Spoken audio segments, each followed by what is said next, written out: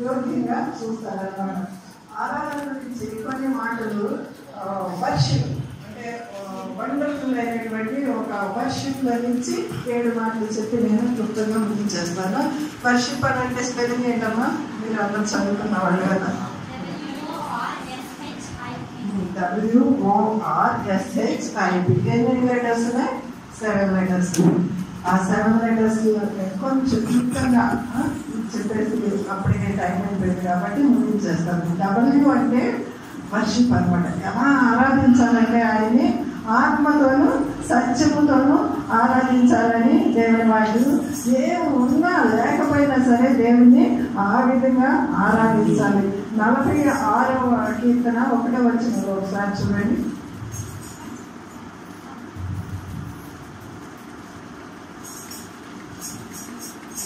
46 ఆయన యొక్క సన్నిధిలో ఉండాలని ఆయన 27వ కీర్తన 4వ వచనం కూడా ఒకసారి చూడండి.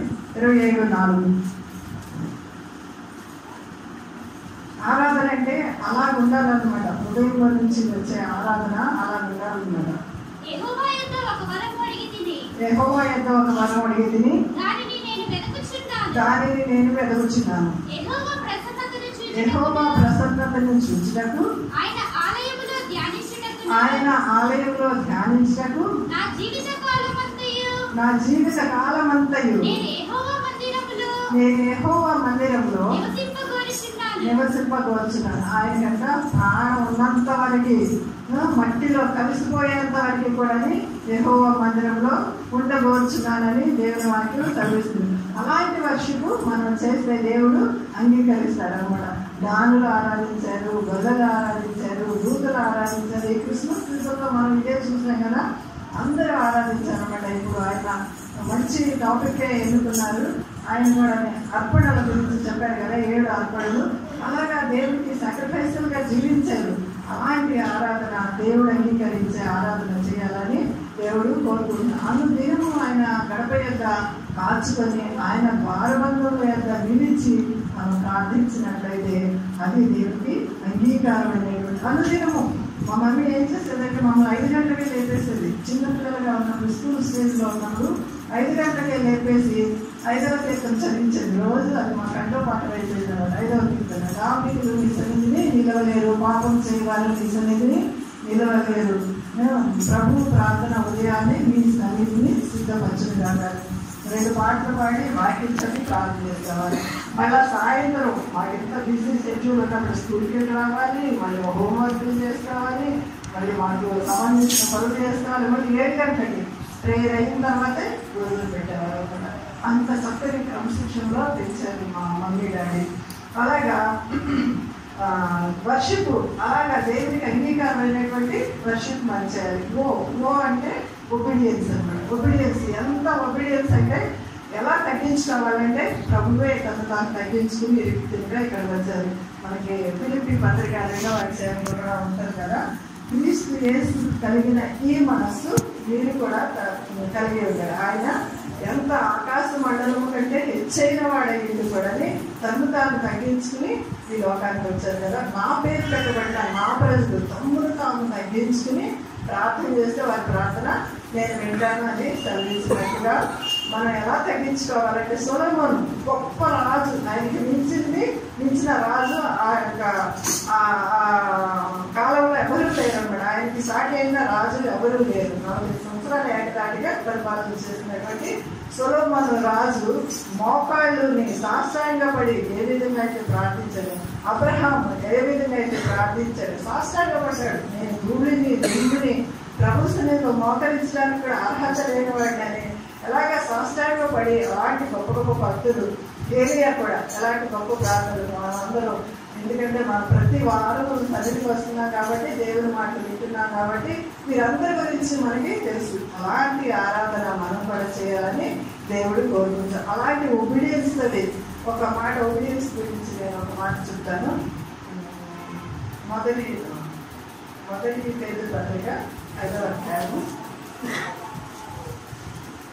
7-8 వచనాలు.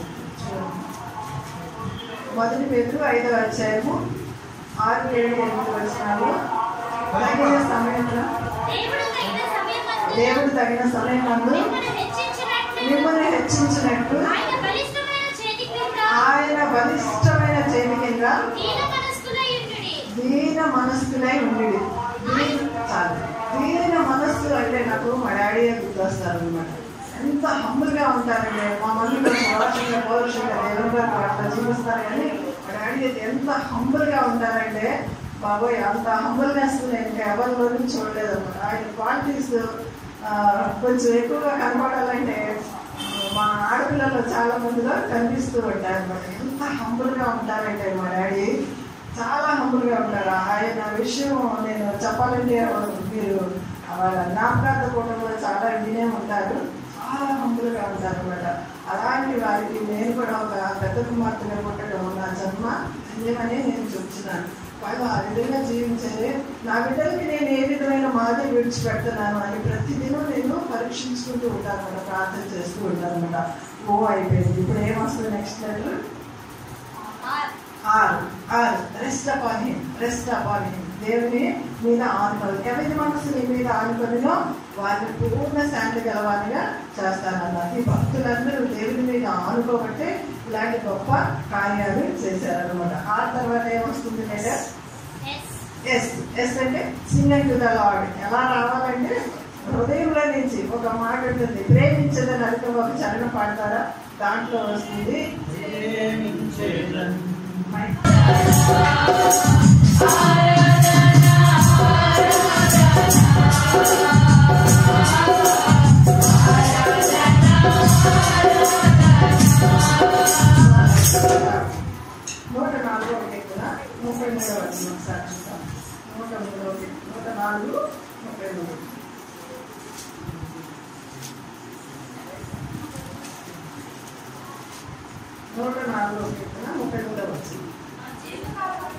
నా జీవిత కాలం అంతా నేను యెహోవాను కీర్తనలు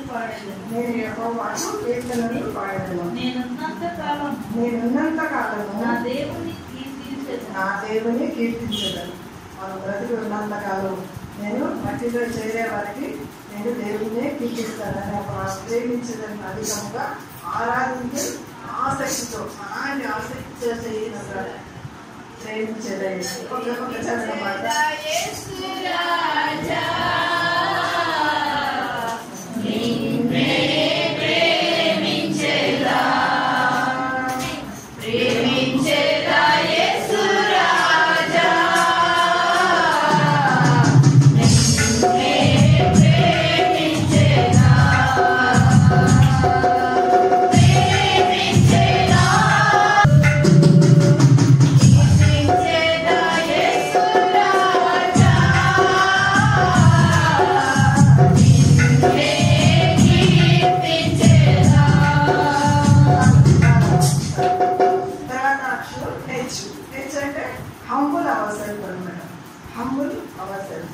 మనం ఆ విధంగా హంబుల్ చేసుకున్నట్లయితే తను తగ్గించుకున్న వాడే హెచ్చించబడదు.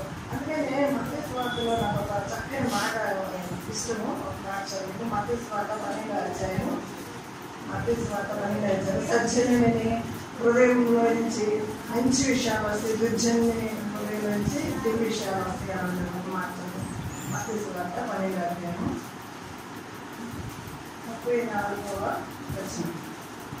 హృదయం నిండి ఉన్న దాన్ని బట్టి నోరు మాట్లాడలేదు కదా. సజ్జనుడు తన మంచి ధన నిధిలో సద్విషయములను తెచ్చును. దుర్జనుడు తన చెడ్డ ధన నిధిలో నుంచి దుర్విషయములను తెచ్చును. నేను మీతో చెప్పినదేమనగా మనుషులు పలుకు వ్యర్థమైన ప్రతి మాటను గూర్చి విమర్శ దినమున లెక్క అప్పచెప్పవలసి ఉండును. నీ నోటి మాటను బట్టి నీవు నీతిమంతుడివని తీర్పు నొందుదువు. నీ నోటి మాటను బట్టి అపరాధివని తీర్పు పొందుదువు.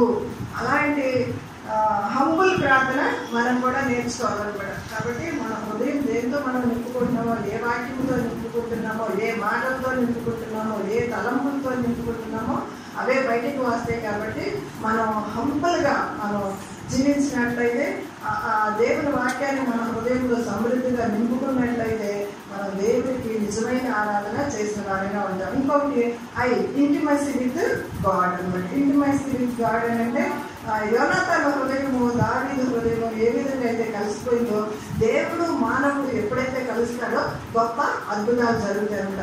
మానవుడు ఒక్కడే అద్భుతాలు చేయలేడు. దేవుడిని ఎప్పుడైతే ఆరాధన చేసుకునే మానవుడు ముందుకు సాగుతాడో, దేవుడు మానవుడు కలిసినప్పుడే అద్భుతాలు చూడగలం అనమాట. లాస్ట్ మాట పి అనమాట. Pleasing him.